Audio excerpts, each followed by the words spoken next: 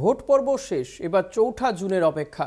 EVM বন্দী প্রার্থীদের ভবিষ্যৎ, স্ট্রং রুমগুলিতে কড়া নিরাপত্তা, কেন্দ্রীয় বাহিনীর সতর্ক নজরদারি। এই মুহূর্তে আমরা সরাসরি চলে যাব সাঁতরাগাছিতে। সেখানে রয়েছেন প্রতিনিধি জগন্নাথ সরকার। জগন্নাথ, তুমি যেখানে রয়েছো সেখানে স্ট্রং রুমের নিরাপত্তার কি ছবি তুমি দেখতে পাচ্ছ? দেখো, আমি রয়েছি একেবারে সাঁতরাগাছি বাস স্ট্যান্ডের উল্টো দিকে জিআইএস সায়েন্স অফ মেডিসিন কলেজে। সেই কলেজে কড়া নিরাপত্তা ব্যবস্থায় স্ট্রং রুম পাহারা দেওয়া হচ্ছে রাজ্য পুলিশের তরফ থেকে, যারা বাইরে পাহারা রয়েছে, কেন্দ্রীয় বাহিনী পাহারায় রয়েছে, সিসিটিভি লাগানো হয়েছে যাতে কোনো রকমের অপ্রীতিকর ঘটনা না ঘটে। এবং কাউকেই এই স্ট্রং রুম অর্থাৎ এই কলেজের ভেতরে কাউকেই ঢুকতে দেওয়া হচ্ছে না। যাদের কার্ড রয়েছে, যাদের পারমিশন রয়েছে, পুলিশ কর্মী থেকে শুরু করে আধিকারিকরা যারা গণনার সঙ্গে যুক্ত আছে, তারা এই বিষয়টাই নজর রেখেছে যাতে কোনো রকম অপ্রীতিকর ঘটনা না ঘটে। কেন হাওড়ায় ভোট গণনার সময় দেখা যাচ্ছে অশান্তির খবর এর আগেও প্রচুর হয়েছে। যখন ব্যালটের গণনা হয়েছিল, ব্যালট ফেলে দেওয়া, বাক্স সরিয়ে দেওয়া, বিভিন্ন ঘটনা ঘটেছে, অশান্তিমূলক ঘটনা।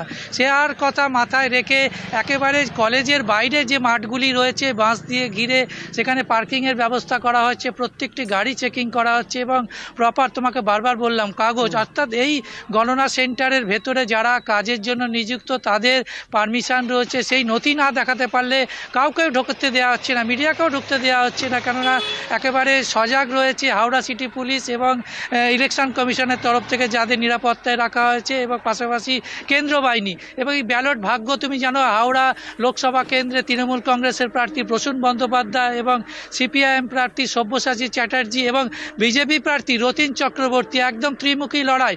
কে এই কেন্দ্র থেকে জয়লাভ করে, অর্থাৎ হাওড়া লোকসভা কেন্দ্রে কে জয়লাভ করে সেটাই দেখার। তিনজনের ত্রিমুখী লড়াইয়ের একটা আশঙ্কা এখানে থেকে যাচ্ছে। কেন গত 3বার প্রসূন বন্দ্যোপাধ্যায় তৃণমূল কংগ্রেসের প্রার্থী জয়লাভ করেছে।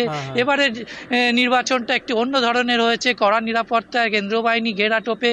হাওড়ায় কোনো ভোটে অশান্তি না ঘটলেও এই গণনা নিয়ে একেবারে উত্তেজনা রয়েছে। প্রত্যেকটা দলের তরফ থেকে গণনা সেন্টারের বাইরে পাহারা দেওয়া হচ্ছে যাতে কোনো রকম এই ইভিএম মেশিন চেঞ্জ করা, অনেক রকম ঘটনা ঘটে, সেই ঘটনা না ঘটে। এবং সিসিটিভি ফুটেজে নজরদারি করছে। 3টে স্তরে নিরাপত্তা দেখা যাচ্ছে। একদমই ধন্যবাদ জগন্নাথ। কথা বলছিলাম প্রতিনিধি জগন্নাথ সামন্তের সঙ্গে। জগন্নাথ রয়েছেন সাঁতরাগাছিতে এবং সেখানে স্ট্রং রুমে কিন্তু কড়া নিরাপত্তার বন্দোবস্ত করা হয়েছে। অপরদিকে রাজনৈতিক দলগুলি তারাও কিন্তু নিজেদের মতন করে তারা বাইরে পাহারায় থাকছেন যাতে কোনোভাবে ইভিএম চেঞ্জ না হয়, ইভিএম পরিবর্তন না করা হয়। একে অপরের বিরুদ্ধে যেমন অভিযোগ করছেন, সেটা তারা নিজেরাও কিন্তু কড়া পাহারায় রেখেছেন।